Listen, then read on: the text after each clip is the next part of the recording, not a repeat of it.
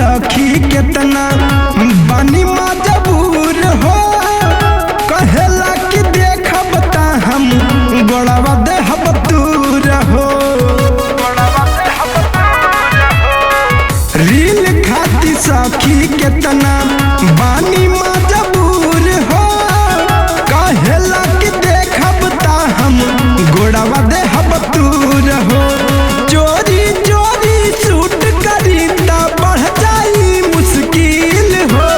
चोरी चोरी शूट करी ता बढ़ जाई मुश्किल हो भतार मिलल बापिया कर भतार मिलल बापिया कर ना बनावे देला रील हो भतार मिलल बापिया कर ना बनावे